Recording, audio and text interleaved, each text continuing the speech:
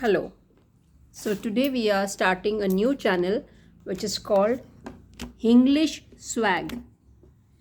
It says English Swag. This is for the people who want to use both Hindi and English and yet want to smarten up their language. जो पूरी तरह से हिंदी भी नहीं छोड़ना चाहते हैं और इंग्लिश को भी अपनाना चाहते हैं, मगर इतना आसान नहीं है अगर कोई किसी लैंग्वेज में वीक रहा है या नहीं यूज़ करी है तो अचानक से. So it is a simple way out that you start using the English language that is Hindi के बीच में आप इंग्लिश भी घुसाइए और धीरे धीरे you will gradually get use to using English words and sentences and then perhaps you can become good enough to either use Hindi और English totally. मैं इसका हिंदी में भी अनुवाद करती हूँ कि आप धीरे धीरे जब हिंदी में थोड़ा सा इंग्लिश मिक्स करके यूज़ करना शुरू कर देंगे, एक तो जो आपको सोसाइटी में थोड़ी सी इंडिया में ज़रूरत होती है उसका पर्पस सर्व हो जाता है कि अगर आप इंग्लिश भी बोलते हैं और उसमें अच्छे इंग्लिश वर्ड्स ड्रॉप इन बीच में कर देते हैं तो भी जो आपको थोड़ा सा इम्पैक्ट डालना है, असर डालना है, इन्फ्लुएंस करना है और सामने वाले पर्सन को, वो भी पर्पस सर्व हो जाता है. और साथ में आप धीरे धीरे इंग्लिश से यूज़ टू हो जाते हैं, जान पहचान हो जाती है जैसे कि, तो आप इतना डरना छोड़ देते हैं और धीरे धीरे आप और ज़्यादा इंग्लिश बोलने की तरफ चले जाते हैं. तो आपको पूरी तरह से उसको बोलने में डर नहीं लगता. नहीं तो अक्सर मेरे पास लोग आते हैं जो लोग इंग्लिश में वीक होते हैं या थोड़े भी वीक होते हैं तो वो इंग्लिश को पूरी तरह से बोलने में ज़्यादा नर्वसनेस महसूस करते हैं. इसीलिए मैंने स्टार्ट किया ये channel the English swag. Okay, so let's begin. मैं कुछ आपको जनरल चीज़ों से बात करके बताती हूँ, एग्जाम्पल देती हूँ कि जैसे कुछ वर्ड्स हैं जो हम हिंदी में करते हुए और इंग्लिश में भी इस्तेमाल करते हैं, लेकिन वो हम लोग ज़्यादा सिंप्लीफाइड इंग्लिश में इस्तेमाल करते हैं. तो हम लोग अगर उसकी जगह अगर थोड़े से अच्छे इंग्लिश के वर्ड्स यूज़ करेंगे तो हमारा जो इम्प्रेशन है सामने वाले पे, जिसके ऊपर हम इंग्लिश का डालना चाहते हैं, थोड़ा सा बेटर डाल सकेंगे. Okay, so let's begin. जैसे कि अगर हम बात करें टेलीविज़न की, बात बहुत आराम होती है ना. तो अगर हम टेलीविज़न की बात करें, अगर आप उसको बोलेंगे idiot box, this is a phrase which was made बहुत साल पहले अमेरिका में और बहुत सालों से ले लिया गया है. अब कई छोटे शहरों में और छोटे शहर के लोगों में या गाँवों में लोगों को, या इवन शहरों में जो लोग इंग्लिश की एजुकेशन से शुरू से जान पहचान नहीं है उनकी या हुई नहीं है, हिंदी मीडियम में है, तो उनको ये चीज़ें नहीं पता. लेकिन अगर आप देखिए ना, अपने आप सोसाइटी में बोलेंगे टेलीविज़न की बजाय इडियट बॉक्स, तो दूसरे पे इम्प्रेशन पड़ेगा, अच्छा ये भी जानता है, what is this idiot box, दूसरे को समझ नहीं आएगा. तो टेलीविज़न का दूसरा नाम एक है इडियट बॉक्स. इडियट बॉक्स इसलिए बोलते हैं उसको क्योंकि वाकई में माना जाता था कि टेलीविज़न देखने से आदमी की आदत पड़ जाती है. एक तो कामकाज छोड़ के टेलीविज़न में देखने में ही टाइम वेस्ट होता रहता है, और ज़्यादातर ऐसा माना जाता था कि ज़्यादातर इसमें जो हैं बेकार के बस प्योर एंटरटेनमेंट, कोई सीख देने वाले प्रोग्राम्स नहीं आते हैं.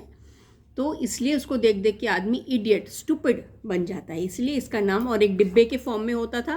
अब तो एक फ्लैट स्क्रीन बहुत ज़्यादा कॉमन हो गई, लेकिन जब वो नया बना था एक बड़ा बहुत मोटा चौकोर डिब्बे के रूप में ही आता था. तो इसलिए तब उसको इडियट बॉक्स कहना शुरू कर दिया गया. So this is one example for you all. चलिए नेक्स्ट, अब हम आपको अगर कुछ और चीज़ दें तो आजकल शॉर्ट फॉर्म्स का ज़माना है, ठीक है. तो आप उसी चीज़ को थोड़े से शॉर्ट में अगर बोलेंगे तो भी इम्प्रेशन पड़ता है. जैसे कि जो हम बड़ा कहते हैं ना आजकल, ये एक्चुअली फ़ोन्स में इतने सारे ज़ोमैटो का है, अमेज़ॉन का है, स्नैपडील का है, ऐप्स बोलते हैं इनको. एक्चुअली इनका फुल फॉर्म इज़ एप्लीकेशंस. तो एप्लीकेशन का शॉर्ट फॉर्म ऐप हो गया है. तो इसी तरह अब हम आपको दूसरा देते हैं शॉर्ट फॉर्म दो चार मैं आपको बताती हूँ जो कि यूज़ करे जाते हैं। लाइक अगर आप कहें कोई बड़ा इफ़ देर इज़ आपके बच्चे हैं जो कि यूनिवर्सिटी जाते हैं, यूनिवर्सिटी इज़ जो कि 12th के बाद कॉलेज या कॉलेज के आगे भी पढ़ाई होती है, तो वो यूनिवर्सिटीज़ में होती है, बड़ा जो स्कूल होता है, ठीक है। स्कूल के बाद का जो इंस्टीट्यूशन होता है एजुकेशन, यूनिवर्सिटी के लिए आप कह सकते हैं यूनिव। ही मेरा बच्चा यूनिव में पढ़ता है, स्कूल में नहीं पढ़ता। या ये जो मैडम है या ये जो सर हैं या हमारे पड़ोसी या रिश्तेदार हैं, ये यूनिव में पढ़ाते हैं, स्कूल में नहीं पढ़ाते हैं, ठीक है। और ऐसे उन लोगों को हम लोग लेक्चरर या प्रोफेसर बोलते हैं जो पढ़ाते हैं, टीचर या मास्टर जी नहीं बोलते हैं उनको, ठीक है। सो ये हमारी छोटी से छोटी शुरुआत हुई है।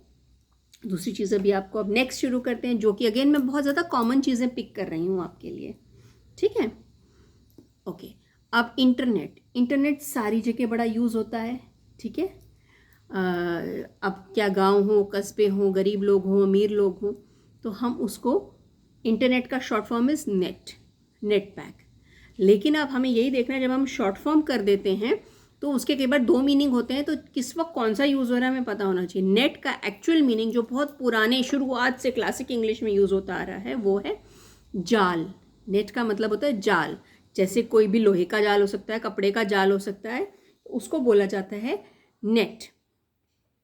लेकिन अब आजकल के ज़माने में अगर हम नेट बोलेंगे तो उसका सबसे पहले मतलब, वो नेट तो पुराना हो गया जाल वाला, सबसे पहले आदमी सोचेगा आप इंटरनेट के बारे में बोल रहे हैं, नेट कनेक्शन, नेट पैक। तो इसका मतलब कहीं भी वो जाल से रिलेटेड नहीं है, इंटरनेट से रिलेटेड है। So the next short form is net. Internet के लिए स्मार्ट आपका हो गया नेट। ऑलराइट, नेक्स्ट हम आपको कुछ छोटे छोटे एग्जाम्पल इसके देखिए। फेसबुक बहुत ज़्यादा यूज़ होता है,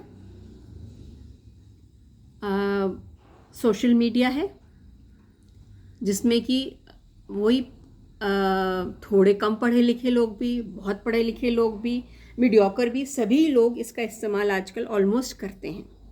तो इसके लिए भी शॉर्ट स्मार्ट फॉर्म बन गया है विच इज़ FB। लिखने में जाएंगे तो कैपिटल में लिखेंगे FB और बोलने में भी FB, right. Next, got it. तो शॉर्ट भी है, जल्दी भी बोला जाता है, स्मार्ट भी लगता है आपको। तो छोटी छोटी सी बातें अगर आप इनको डाल देंगे तो आपको, मैं पूरा इंग्लिश एकदम से बोलने के लिए नहीं कह रही, जो कि पॉसिबल नहीं, बहुत टाइम लगता है अगर आप नहीं जानते हैं वो भाषा या वीक भी हैं उसमें, उसको पॉलिश करने में।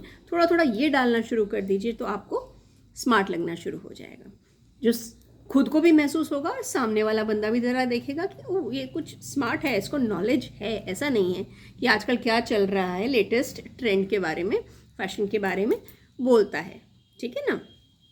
अगला लीजिए, कुछ एक अखबार, न्यूज़पेपर के बारे में आपको थोड़ा सा बताऊं। जैसे कि न्यूज़पेपर है हिंदुस्तान टाइम्स। अगर बाई चांस आप वो पढ़ रहे हैं, उसके बारे में, उसकी कोई न्यूज़ के बारे में बोल रहे हैं, या वो अखबार आया है नहीं आया है, तो इंस्टेड ऑफ सेइंग, इसकी बजाय कि हिंदुस्तान टाइम्स आप पढ़ते हो, मुझे हिंदुस्तान टाइम्स लेना है, या हिंदुस्तान टाइम्स में मैंने ये आर्टिकल देखा है, उसकी बजाय आप कह सकते हैं HT, smart short form HT। हम HT लेते हैं। ऐसे दूसरे किसी अखबार का, टाइम्स ऑफ इंडिया, उसके लिए होता है TOI। आप उसको टॉय भी बोल सकते हैं या TOI। नहीं, हम HT नहीं, हम TOI पसंद करते हैं, हम वो देखते हैं, ठीक है। इसी तरह अगर आप, कुछ बच्चा थोड़ा कॉलेज वॉलेज में है या, तो वो जानता है एक अखबार होता है इकोनॉमिक टाइम्स, वो कम लोग पढ़ते हैं, जो इकोनॉमिक्स, फाइनेंस, अकाउंट्स के स्टूडेंट्स होते हैं जनरली, या उनका इंटरेस्ट होता है उसमें, वो लोग पढ़ते हैं। तो या उनका बिजनेस उससे रिलेटेड है, तो उसका भी शॉर्ट फॉर्म है ET, ठीक है। इस तरह से मैं आपको डेली यूज़ के दे रही हूँ मिक्स को। ये नहीं कि आज हम ये लेसन करेंगे, हमारा इंटरेस्टिंग होगा कि जो भी हमारी डेली लाइफ में बहुत ज़्यादा यूज़ होती है, कॉमनली यूज्ड लैंग्वेज, जिसमें कि you can use English, and वो करते करते एक तो आपको कॉन्फिडेंस आएगा, आप इंग्लिश को जानना, बोलना, समझने लगेंगे, थोड़ा सा उससे आपकी दोस्ती हो जाएगी, तो आपके मुंह से वो शब्द, सेंटेंसेस निकलने आसान हो जाएंगे। और धीरे धीरे इस वक्त फिर हम अपनी क्लास को इंग्लिश बेटरमेंट, टोटल इंग्लिश की तरफ भी लेके जाएंगे। ठीक है, अभी तो पहले क्विक वर्क कर रहे हैं आपकी पर्सनालिटी और कॉन्फिडेंस को बूस्ट करने के लिए, और आपका थोड़ा सा इम्प्रेशन अच्छा दूसरे के सामने जमाने के लिए आपको एग्जाम्पल दे रहे हैं। ठीक है, FB कर दिया हमने आपके लिए, HTTOI बता दिया। ठीक है, इसी तरह एक और हम आज आपका लेट्स, आई थिंक काफ़ी चीज़ें हो गई हैं। इसके बाद हम आपका लेते हैं लास्ट आज का।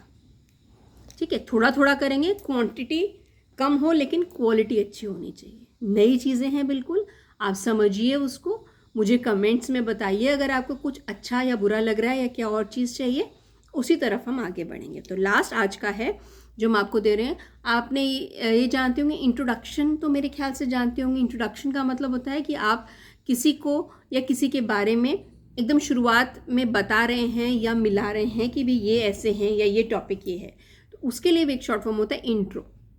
तो आज जैसे कि आई कैन से कि मैं अपने क्लास का मैं आज आपकी इंग्लिश टीचर हूँ और मैं आई हूँ, और आज हम क्लास में को शुरू करेंगे इंट्रो देने से।